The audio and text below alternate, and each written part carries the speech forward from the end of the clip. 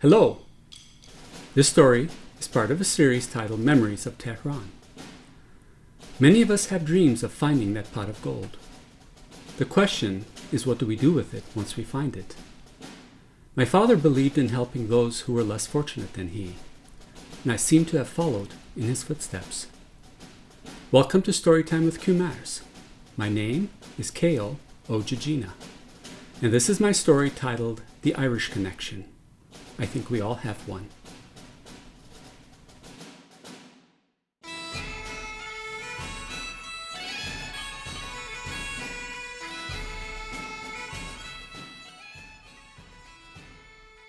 I was 7 when we crossed the Irish Sea from England to Ireland. Rain clouds played hide-and-seek with the sun, and crew members wore see-through raincoats over jackets. Shoulder stripes identified rank and standing. Mom, Dad, brother, and I spent some time on deck before Mom was overcome by motion sickness. An elderly woman offered to take brother and me inside and sit with us. While Dad stayed on deck with Mom, the fresh air seemed to help. It did not take long for me to warm up to the stranger in whose charge we had been left. She wore a tan raincoat, white scarf, brow-line glasses, and had a grandmotherly way about her. A pin fastened to the lapel of her coat caught my attention. The pin was roughly the size of an old English penny, with letters stamped in black. Curious, I began asking questions. "Irish forever," came the response as the woman pointed to the letters I had just traced with my index finger. Eden Gobra means Irish forever. Not understanding what she said, my interest moved on. Next, my fingers pointed to a miniature pipe, hand-sewn to a green ribbon hanging from the pin. The woman's face grew animated, and her eyes widened as she explained. The pipe belonged to a leprechaun, and she had found it in a barn. I had no doubt she was speaking the truth. She stretched her neck while lifting the pipe to her lips, took 2 puffs, and released a cloud of pretend smoke into the air. I've held on to the pipe, hoping the little rascal leprechaun might come to claim it. Looking around, she pulled her face closer to mine, as if taking me into her confidence. She whispered, "And you know what happens when you catch a leprechaun." "You get a pot of gold," I yelled out. "Shh!" Her index finger went to her lips, as if sharing a secret she did not want anyone else to hear. "Exactly. And you know those cheeky leprechauns, they'd sooner trick you than give you their pot of gold."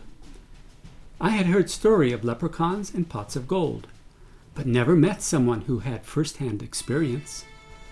Time on the ferry flew by, as the good-natured woman did the best she could to answer all my questions. The conversation could have gone on for hours, had it not been for a blast from the ship's horn. Before I knew it, we had docked. Mom and Dad entered the sitting area to collect brother and me, and to thank the woman. As we prepared to leave, the woman bent down in my direction and asked if I would like to have her special pin. It might bring you luck in your search, and handed it to me. "Thank you," I yelled, hoping my words would catch up with her as she left the cabin, taking a cloud of dust with her. After getting off the ferry, Dad drove us through the countryside, before stopping at an inn for the night. I don't remember much about the inn, except the vintage cars, and people we had never met were excited to meet us, with an accent difficult to understand. In Ireland, the countryside was green and lush, quite different from Iran. On our trips to Karaj, I would see green orchards by the river, but the surrounding mountains were dry, brown, and rocky. One evening, Dad decided to take Mom out on a date. The owners of the inn recommended a babysitter for brother and me. The babysitter seemed like a nice enough person, so I decided to show her my pin. Undoubtedly, the pin had impressed her, because she shared a story with me. In Ireland, leprechauns spent their time mending shoes for people. and fairies paid the leprechauns for their work with gold, which they collected in pots. If you caught a leprechaun, you could force them to show you where they hid their pot of gold. But catching one was almost impossible to do, so people searched for pots of gold at the end of rainbows. I told our babysitter I did not think we had leprechauns in Tehran, because poor people still wore shoes in need of mending. She laughed. A day or two later, we were driving down the road in our little two-door car we had rented, when Dad spotted our babysitter and two of her friends walking. They were carrying a picnic basket. Dad pulled over and offered them a ride. Not sure how, but somehow all 7 of us piled into a little car and drove to the beach. The beach turned out to be a lot of fun, as we played hopscotch, and the women showed us how to dig for clams at low tide. I had never seen jellyfish before. They suggested it was best to stay away from them because they had stingers. So I jumped over them to make sure I did not step on one. The women told Mom and Dad about a caravan park where families and children lived. One of the caravans was available for rent at a much more affordable price than the inn where we were staying. Dad thought this was a great idea because caravans had kitchens and Mom could do the cooking. Not sure how Mom felt about that. One evening after it rained, I saw the biggest rainbow ever. It covered the entire length of the sky, ending just above a carnival next to where we were staying.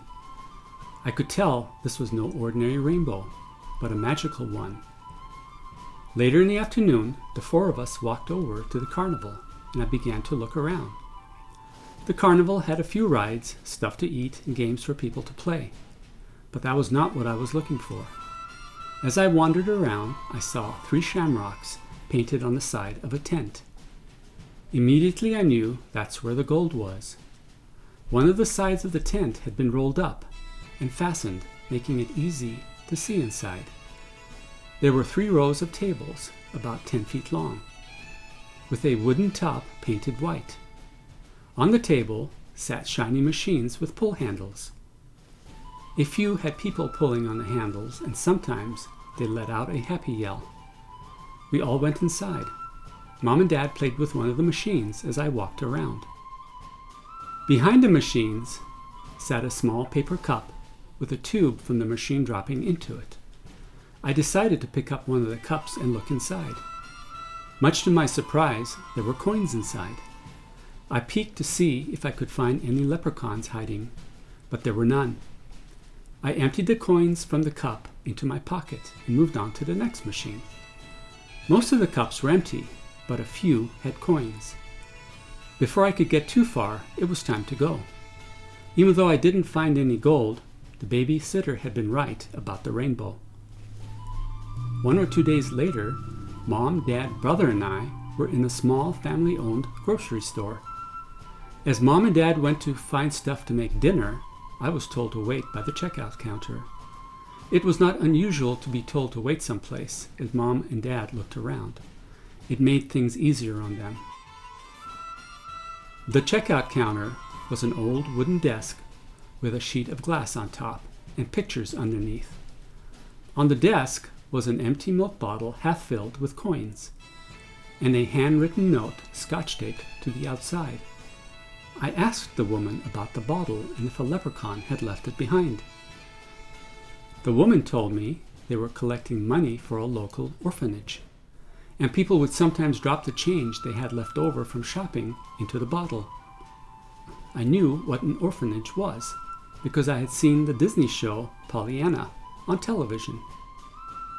Living in Iran, Dad would sometimes give me a coin to give to beggars who we passed on the street so they could buy some bread and paneer to eat, paneer being the equivalent of feta cheese. This time I had my own money. I reached into my pocket and I pulled out 3 coins and began dropping them into the bottle. I heard the muffled sound of coins landing. It reminded me of walking on fresh snow and the sound the snow made crunching under my shoes. One of the coins caught the woman's attention. Most people drop a penny or 2 into the bottle, I've never seen anyone drop 2 shillings before. I explained I had found a pot of gold close to the caravan park where we were staying, and I could always go back for some more. The woman laughed and gave me a smile.